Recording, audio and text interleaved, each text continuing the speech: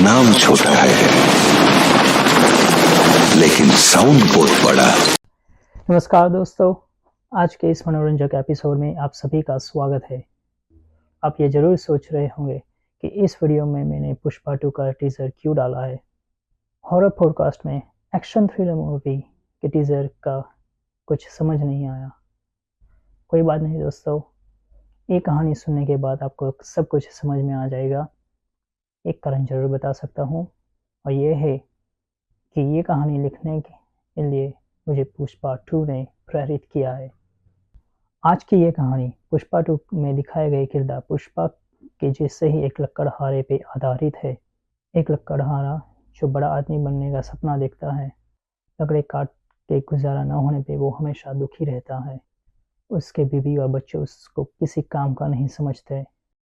पर फिर लकड़हारा अपने दोस्तों से पुष्पा फिल्म के बारे में सुनता है, और पुष्पा फिल्म के दोनों भाग देखने के बाद लकड़हारा कुछ बड़ा करने को सोचता है। पुष्पा जैसा बनने का सोचता है, लेकिन तकदीर हर किसी का साथ नहीं देती। तकदीर ऐसी है कि राजा को रंक और रंक को राजा बना दे।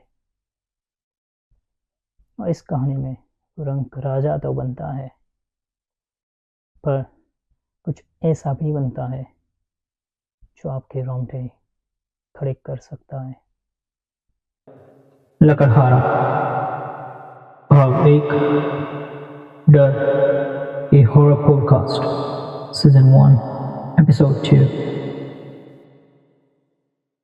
राजा नाम का एक लकड़हारा आंध्र प्रदेश के किसी छोटे से गांव में अपनी बीवी और 2 बच्चों के साथ रह रहा था। उसकी शादी के पहले कुछ साल तो काफी अच्छे गुजरे, पर बाद में तो बच्चों की जिम्मेदारी के साथ राजा का जीवन परेशानियों से भर गया। बच्चे तो अब काम करने के लायक भी हो गए थे, पर वो थे कि आवारापन करने में से बाज ही नहीं आ रहे थे। पूरा दिन घर में पड़े रहते या तो फिर दोस्तों के साथ यहाँ वहाँ घुमा करते थे। और बीवी थी कि जो बच्चों को सही रास्ते पे लाने की जगह पति को ही ताने मारा करती थी कि वो इतने भी पैसे नहीं ला सकते जिसमें उनका गुजारा हो सके। अपनी लकड़ियों को बेच के राजा को प्रतिदिन सिर्फ 250 से 500 ही मिलते थे। उसमें भी कुछ दिनों तो खाली हाथ लौटना पड़ता था। धीरे धीरे राजा की हालत ऐसी हो गई कि बीवी के साथ बच्चे भी उन पर चिल्लाने लगे। राजा को समझ नहीं आ रहा था कि वो क्या करे।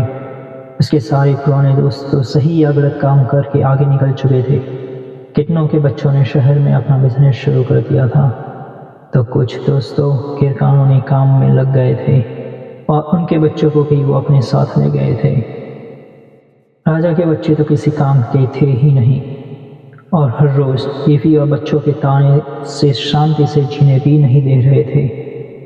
कई बार तो उसने सोचा कि वो भी कुछ गैरकानूनी काम में लग जाए, पर उसका ज़मीर उसको इसकी इजाज़त नहीं दे रहा था। बीवी और बच्चों के तानों से तंग होकर उसने खुदकुशी के बारे में भी सोचा, पर वो खुदकुशी करने की हिम्मत भी नहीं जुटा पाया। धीरे धीरे उसने सबसे बोलना भी लगभग बंद ही कर दिया।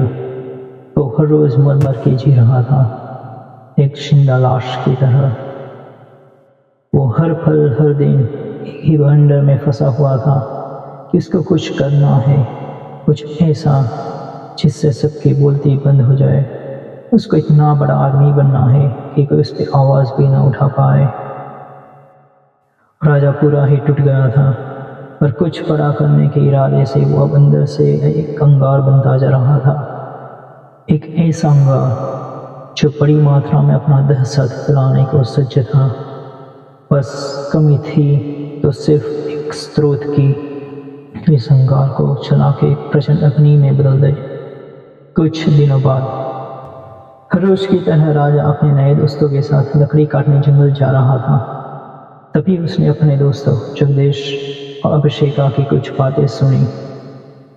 अभिषेका, तुमने वो नई फिल्म आई है उसके बारे में सुना? कौन सी फिल्म रे? पुष्पा। पुष्पा 2? हाँ, मैंने सुना। उसका पहला भाग भी मजेदार था, दूसरे में और मजा आएगा। तो आज रात मेरे घर पे पहली देखते हैं, और कल दूसरी देखने सिनेमा घर जाएंगे, क्या बोलते हैं? अच्छा विचार।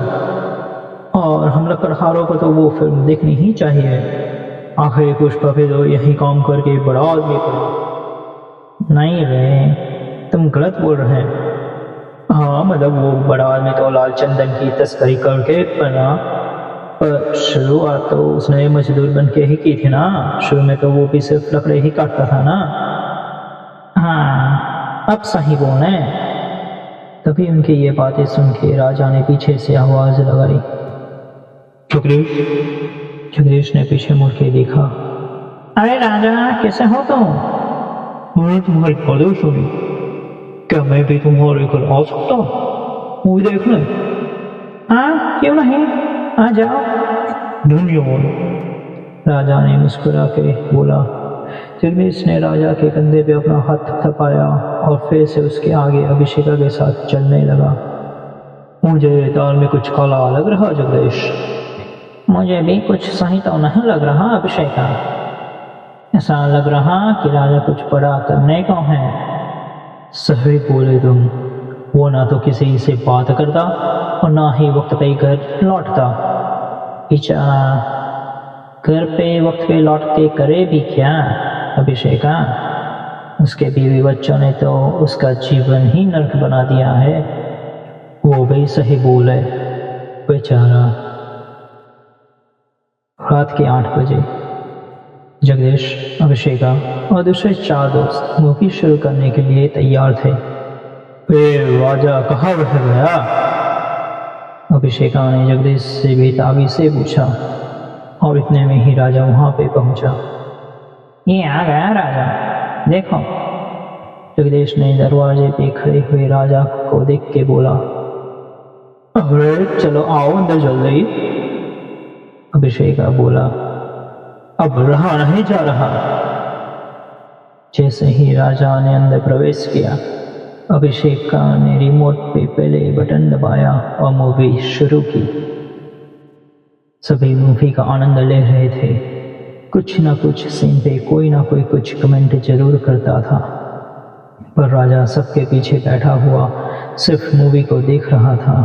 कुछ ऐसे जैसे वो कुछ समझ रहा हो, या तो फिर मूवी देखते देखते कुछ बड़ा करने की योजना बना रहा हो।